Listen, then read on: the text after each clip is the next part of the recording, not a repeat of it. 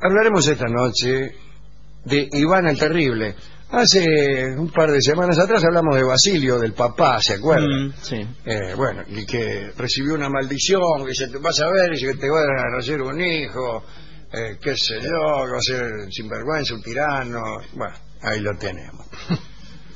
Hemos estado hablando de cuestiones vinculadas con Rusia.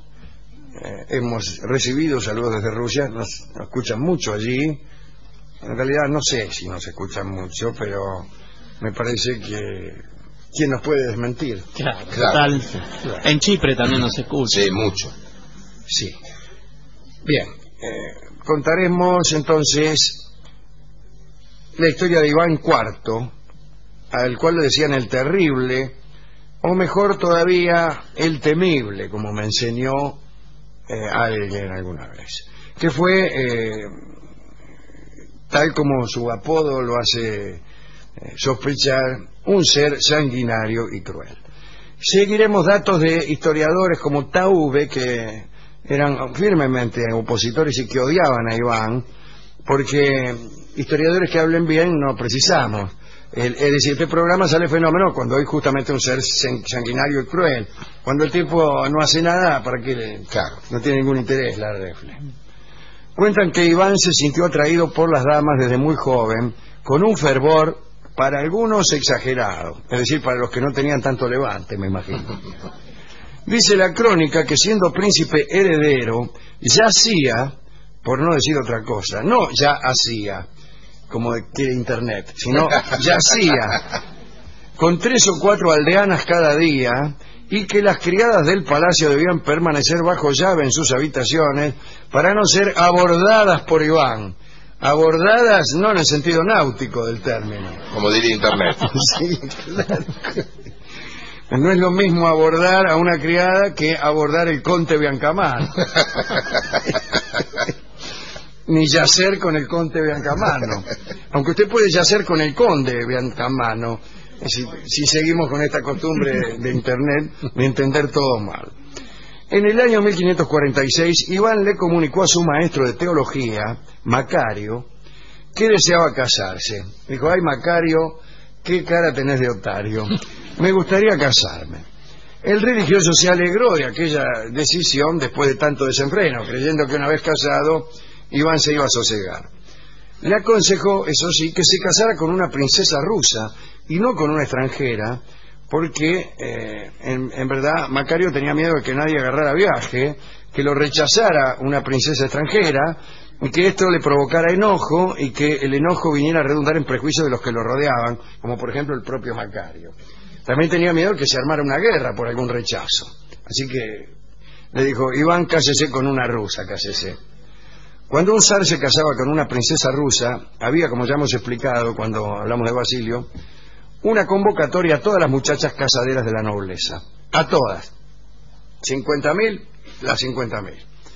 Entonces mandó Iván a unos emisarios a todas las provincias de Rusia, a las 14 provincias, con la siguiente circular: de parte de Iván Vasilievich, gran príncipe de todas las Rusias, 2 puntos. He encomendado a todos mis emisarios que examinen a todas las doncellas vuestras hijas que son novias para nos. Es decir, todas eran consideradas novias del zar. Aquellos de vosotros que ocultaren a sus hijas y no las entregaren a nuestros boyardos se granjearán grandes desgracias. Haced que circule mi carta entre vosotros sin retenerla siquiera una hora. O sea que ni siquiera hizo copias. Era una sola. Con la misma carta les avisó a todos. ¡Qué ordinario! Terrible y tacaño. En la capital de cada provincia, los hombres de confianza de Iván hicieron una primera selección, como para no traerlas a todas. Mire cómo ahorraban los fondos del Estado, los fondos públicos.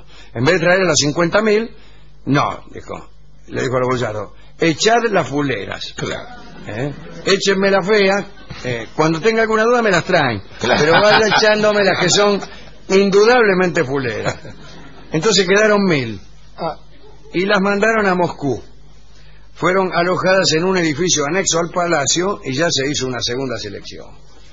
Quedaron 120. Sí. El zar iba a espiar de vez en cuando, ¿no? Conversaban con algunas, las semblanteaba, El día señalado para la ceremonia, las postulantes se levantaron a primera hora, fueron levantadas a primera hora, en el sentido de comenzar la jornada, ¿no? Bueno, y se presentaron vestidas con sus mejores galas. Se acercaron a Iván, una por una, y después de una profunda reverencia, iban pasando a un salón para esperar el veredicto. Cuando Iván hubiera tomado una decisión, bueno, debía entregar un pañuelo bordado a la elegida. Finalmente se lo entregó a Anastasia Romanova Sakharina Yurev. Cuentan que la decepción del resto se hizo notar, como era previsible. Imagínense, escucharían gritos, lamentos, murmullos. A ver, hagamos la decepción de las no elegidas. Decían, ¿cómo puede ser con esa cara? ¿Qué le vio? Sin embargo, parece que Anastasia era extremadamente hermosa. Bueno, no para menos, le elige entre 50.000, no va a elegir una fulera. Claro. Para matarlo realmente. No de muy alta cuna, y la boda se celebró el 3 de febrero de 1547. A partir de entonces fue que los Romanov se instalaron en el poder. Iván estaba enamorado de Anastasia. Ella le dio 6 hijos en 10 años, quiero decir que los tuvo, ¿no? Y fueron tiempos en los que el gobierno de Iván no era tan tiránico. El zar gobernaba con prudencia. Muchos observadores extranjeros concluían que Iván era amado, afable y obsequioso con sus súbditos, aunque conviene desconfiar de los observadores extranjeros. Pero algo vino a detonar la violencia que Iván ya tenía adentro, si me permiten la expresión. Anastasia se enfermó e Iván pensó que la estaban envenenando. Dijo, esta la están envenenando. Entonces la sometió a unas purgas totalmente improcedentes. No purgas en el sentido ruso, en el sentido de Stalin, sino purgas en el sentido de mi abuela. Claro. En el sentido de jarabe. En el sentido de limonada Rocher. Esas purgas las debilitaron. Las purgas de Stalin no te debilitaban. El caso es que Anastasia murió e Iván se volvió loco. Ah, sí, dijo, ahora que se murió, dice, ahora voy a ser el peor de los tiranos, habrá dicho el tipo. No sé, por ahí no dijo nada. Pero empezó a demostrar lo malo que podía ser. Muy bien, mandó a matar consejeros, porque así nomás, tal vez por haberle dado malos consejos, por ejemplo, darle purgas a Anastasia. Mandó matar a los doctores que habían tratado a su esposa, a los coperos que se encargaban de servirla. Después, ya habiendo matado a todos los que tenían algo que ver con el asunto, dirigió su mira a los que eran absolutamente ajenos. Una noche Iván estaba bailando borracho en el palacio para demostrar su tristeza con un grupo de amiguetes durante una fiesta de máscaras en un baile de disfraz, y vio a un príncipe que no tenía antifaz y quiso obligarlo a ponerse uno, pero el príncipe se negó e incluso arrojó la máscara al suelo y la pisó. Iván entonces lo echó del bailongo, pero al rato pensó que la reprimenda era demasiado leve y mandó a unos esbirros para que lo apuñalaran. Bueno, ningún noble estaba seguro en ninguna parte, aun cuando no hubiera cometido ninguna falta. Nadie se atrevía a hacer ninguna broma acerca del trono, porque estas bromas hacían peligrar la vida de quienes la formulaban, naturalmente. Algunos pensaron que para detener la furia de Iván era conveniente hacerlo casar de nuevo. Y le sugirieron tímidamente, para no ser masacrados, ¿no?, que se casara. Iván aceptó. Ya no se hizo concurso porque alguien le indicó que una mujer que vivía no sé por dónde, allá donde Judas perdió el poncho, era muy hermosa. Era princesa de una tribu circasiana. Las circasianas siempre han tenido fama de ser muy hermosas, particularmente allí en las regiones donde nunca han visto una. Esta circasiana era hija del príncipe Cherkes. Se llamaba ella Temriuk. La llevaron a Moscú vestida con su traje regional. Iván, maravillado, decidió casarse con ella, pero la bautizaron y entonces la llamaron María. Pero la violencia de Iván no se contuvo con aquel casorio. Incluso pocos días después del casamiento ya el zar estaba lamentando su decisión. Decía cosas tales como, ¿para qué me habré casado? Parece en verdad que María era arisca y montarás, si tenés suerte.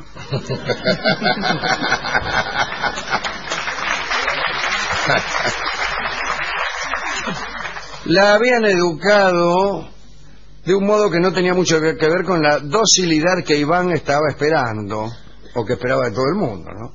Además no hablaba ruso.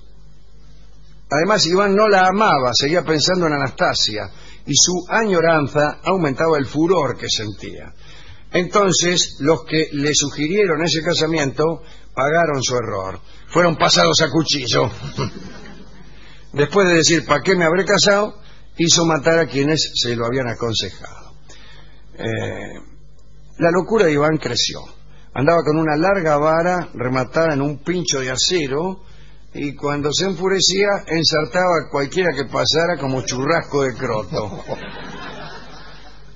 En esa época le pusieron el nombre de El Terrible, pero esa calificación, insisto, no es exacta, porque en ruso la palabra Grozny quiere decir más bien temible. Iván el Temible, Iván el Grozny, sería mejor todavía Iván Grozny, porque no hay artículo en el idioma ruso. En el idioma ruso no hay artículo. Esa característica del zar, a saber, carecer de artículos en el idioma ruso, su carácter temible, terminó por estallar del siguiente modo: mató a María. Es decir, primero mató a todos los que le habían aconsejado casarse con ella, y después, para darle color al guiso, la mató a ella. Esto fue en septiembre de 1569. En realidad no la mató ni con el pinche ni personalmente, sino que ordenó a unos funcionarios que pusieran unos polvos, espere que termine de borrar, en su cena. Repito, ordenó a unos funcionarios que pusieran unos polvos en la cena. Acá decía otra cosa. Nadie se animó a llorarla demasiado, y muchos se alejaron de la corte por miedo que se los acusara de algo, ¿no? Bueno, todas estas locuras continuaron, pero hasta aquí queríamos llegar. Queríamos contar solamente los desatinos iniciales de Iván, los que dieron paso de la aparente prudencia de los años iniciales a su instalación en la locura, en la tiranía, en el desenfreno del crimen. Eso queríamos contar. Parece que fue por amor que se hizo criminal. No sé a quién dedicar esta charla, supongo yo al pueblo ruso, a las bellas circasianas, a las dos mujeres de la historia, qué sé yo, y a las otras 50.000 que no fueron elegidas, ¿no? Uno también hace concursos internamente para ver con quién se queda, pero no se engaña uno. Son en general concursos acotados. No son 50.000. Son 3 y no las 3 que uno querría.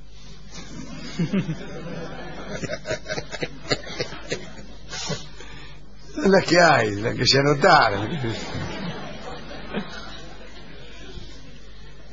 Eso sucede en todos los órdenes, ¿no? Uno elige dentro de lo que le han dado a elegir. Bueno, qué suerte tienen algunos de poder elegir verdaderamente. Pero debe haber algún mecanismo de la raza, de la estirpe humana, que lo hace creer a uno que está eligiendo, aunque más no sea para que no tenga lugar el suicidio general de la especie. Entonces nos creemos que estamos donde hemos elegido estar. Y por ahí, alguna vez recordando aquel libro de Aldous Huxley, donde El Mundo Feliz, creo que era, ¿no? Donde no se deseaba. Alguien me dijo que se puede desear hasta cierto punto, y después todo lo que hace uno es repetir frases. Es un pensamiento como para terminar el programa. Extraordinario, pero e irnos a dormir. Quita la gana de seguir comiendo. Sí, me cortó la apetito. Particularmente porque uno no sabe si verdaderamente ha elegido lo que está comiendo. Bueno. Estamos preparados para desear hasta cierto nivel. Después ya repetimos frases. Me gustó. No, mire, doctor, lo que le quiero confesar es que yo tengo una patología que es la de no poder desear acotadamente. Entonces, ¿qué es lo que pasa? Me frustro. No muchas veces, siempre. Me frustro porque no deseo a las 3 que se anotaron. Claro. No deseo las 3 manzanas que vienen acomodadas en lo alto del carro. Quiero otras que están en otras calles, en otros concursos, en otras avenidas, en otras lenguas, en otros países, en otros tiempos, en otras ubicaciones, en otras vidas. Y yo estoy en esta vida, y no en la vida de las otras que deseo. Pero bueno, no vinimos aquí a hablar de mí, doctor, sino de Iván el Temible, al cual por supuesto no le dedicamos nada. Hemos elegido para ilustrar esta charla la ranchera Me enamoré una vez, que sin duda fue compuesta pensando en el amor que Iván el Temible sintió por Anastasia, ¿no? Después la letra no hace honor al título, ni hace referencia alguna a Iván. Tal vez por razones comerciales Ivo Pelay puso incisos tales como: cuando yo te di una cita en el gallinero. Salvo que sea en el gallinero del Sar. Puede ser. No sé. No sé. El caso es que esta ranchera, que explica las razones por las cuales Iván se hizo tirano y asesino, escucharemos la versión de Carlos Gardel. Estaba pensando si teníamos la de los Huancahuá, pero no, es la de Gardel. Sí, está muy bien, hay una versión de los Huancahuá que está muy bien. Escucharemos la clásica de Carlos Gardel.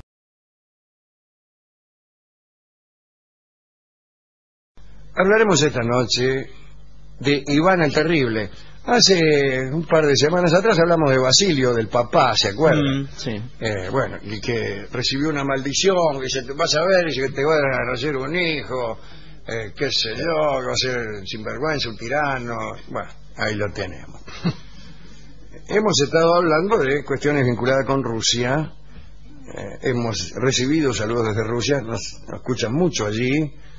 En realidad no sé si nos escuchan mucho, pero me parece que ¿quién nos puede desmentir? Sí, que odiaban a Iván, porque historiadores que hablen bien no precisamos. Es decir, este programa sale fenómeno cuando hay justamente un ser sanguinario y cruel. Cuando el tipo no hace nada, ¿para qué? Claro, no tiene ningún interés la refle. Cuentan que Iván se sintió atraído por las damas desde muy joven, con un fervor para algunos exagerado, es decir, para los que no tenían tanto levante, me imagino. Dice la crónica que siendo príncipe heredero, ya hacía, por no decir otra cosa, no ya hacía, como quiere Internet, sino ya hacía, con 3 o 4 aldeanas cada día, y que las criadas del palacio debían permanecer bajo llave en sus habitaciones para no ser abordadas por Iván. Abordadas no en el sentido náutico del término. Como diría Internet. Sí, claro.